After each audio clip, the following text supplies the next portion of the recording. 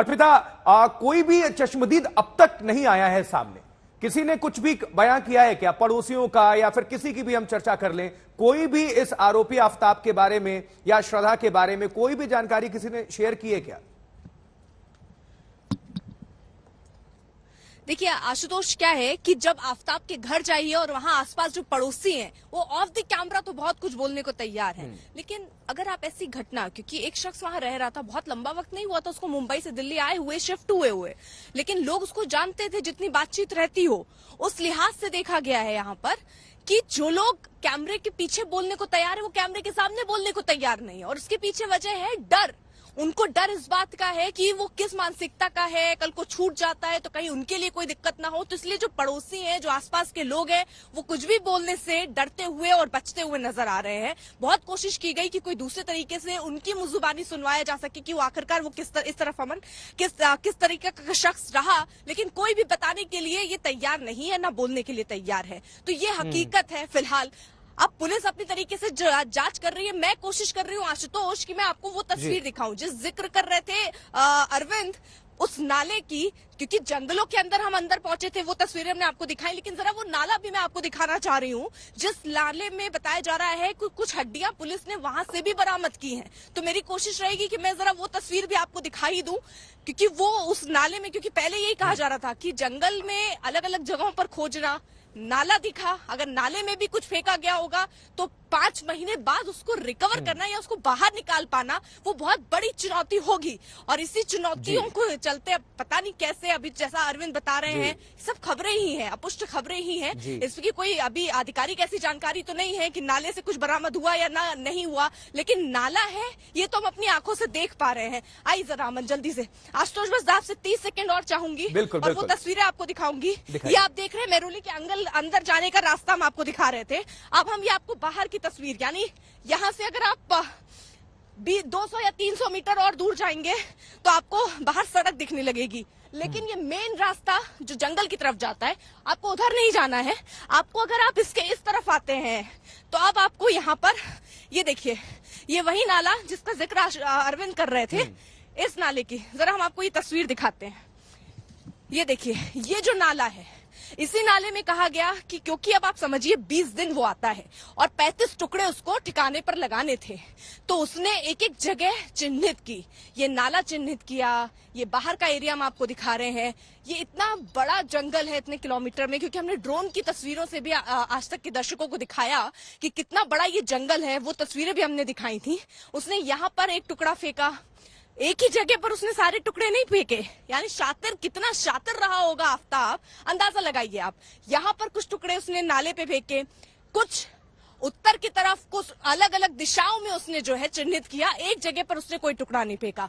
और वो इतने अंदर गया है, क्योंकि मैं भी आपको अंदर जाके तस्वीर भी दिखा रही थी, वहां पर जाना बहुत मुश्किल है। अब रास्ता बन पाया क्योंकि पुलिस ने वहां रास्ता थोड़ा सा साफ किया अंदर जाने के लिए, लेकिन आफ्ताब के सामने तो रास्ता साफ नहीं हुआ होगा। वो उन्हीं कटीले रास्तों से होता हुआ रात में 2 बजे उन जगहों पर जाकर शव के टुकड़ों को छुपा रहा है। आप समझिए कितना शातिर और कितना बेखौफ आदमी रहा होगा। बिल्कुल अर्पिता, हम देख पा रहे हैं आप इतने जंगल में हैं और कितनी मुश्किल वहां पर है, लेकिन निश्चित तौर पर किस तरह से ये शातिर दिमाग, इसके दिमाग को समझिए कितना ये मजबूत कह सकते हैं, इसको शातिरपना की इम्तिहान कह सकते हैं। इस लेवल पर जाकर इसने इस भयावह घटना को अंजाम दिया है। अरविंद का रुख करेंगे। अरविंद, श्रद्धा के माता पिता क्या कुछ कह रहे हैं, उनकी प्रतिक्रिया क्या है? थोड़ी देर पहले जब आप जुड़े हुए थे तो वो बता रहे थे कि पुलिस लेकर उनको फ्लैट पर गई थी आरोपी के, और क्या कुछ उन्होंने बयां किया, तफसील से बताएं। देखिए आशुतोष, मैं सबसे पहले बताऊं कि जो अर्पिता जिसका जिक्र कर रही थी, मैं आपको बताऊं सिर्फ आज तक के पास ये आधिकारिक पुष्टि आ चुकी है अब कि जो मेहरौली का नाला जो अर्पिता दिखा रही थी आज तक पर अपने दर्शकों को, वो नाला और वहीं से निशानदेही पर हड्डियां रिकवर की है फर्स्ट डे, जिस दिन हत्याकांड का खुलासा किया आफ्ताब ने। आफ्ताब को एफएसएल की टीम और दिल्ली पुलिस की टीम वहां पर लेकर गई थी और वहां से हड्डियां रिकवर हुई है। और उन हड्डियों का मिलान श्रद्धा के पिता का एम्स में डीएनए लिया जा चुका है और दोनों का मैच हो गया तो एक बड़ा ब्रेक थ्रू होगा न सिर्फ दिल्ली पुलिस के लिए बल्कि एफएसएल की टीम के लिए। उसके अलावा उनके पिता ने यह बताया कि किस तरीके से जब उसने हत्याकांड का पहली बार खुलासा किया तो कितना वो नॉर्मल था, बहुत आराम से उसने बोला कि उसने श्रद्धा की हत्या कर दी। और वही आफ्ताब जब उससे 1 महीने पहले मुंबई पुलिस पूछ रही थी तो बहुत नॉर्मल होकर, बहुत कॉन्फिडेंट होकर वो बोल रहा था कि श्रद्धा तो कहीं चली गई, उसका तो ब्रेकअप हो गया। यानी कॉन्फिडेंस की वजह यही थी कि 6 महीने उसे मिले थे सबूत मिटाने के लिए और एक एक करके उसने तमाम सबूत मिटाने की पुरजोर कोशिश की। लेकिन उसके घर से आपको बताऊं, जो आज तक को एक्सक्लूसिव जानकारी मिली है, किचन से एफएसएल की टीम को एक ब्लड स्टेन मिला है जिसकी जांच की जा रही है।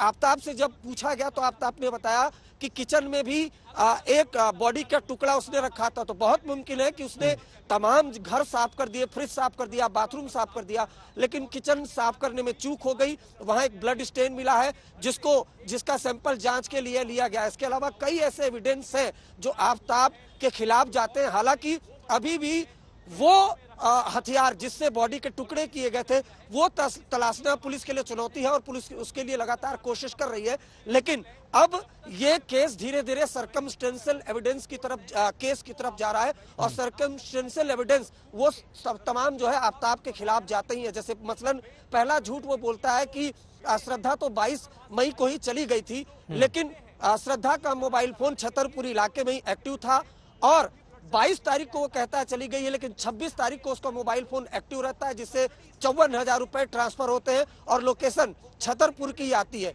तो एक एक करके कई ऐसे गवाह हैं जो आफ्ताब के खिलाफ जाते हैं और आफ्ताब को पहचान भी लिया है उन्होंने, चाहे फ्रिज जिससे खरीदा था, चाहे आरी जिससे खरीदी थी, चाहे जिस डॉक्टर से अपना इलाज कराया था जब बॉडी काटते वक्त उसके हाथ में चोट लग गई थी। तो ये तमाम एविडेंस उसके साथ जा रहे हैं। उसके अलावा श्रद्धा के मोबाइल फोन की कॉल डिटेल, भले ही मोबाइल रिकवर नहीं हुआ हो, लेकिन कॉल डिटेल से जो आफ्ताब है उसके अरविंद जरा दर्शकों को तुरंत बताएं, थोड़ा जल्दी से बता दें कि ये केस सामने कैसे आया और 6 महीने का वक्त कैसे लग गया ये पता करने में और ये एक्सेप्ट कराने में आफ्ताब के पास पुलिस को पहुंचने में कि हां यही कातिल है।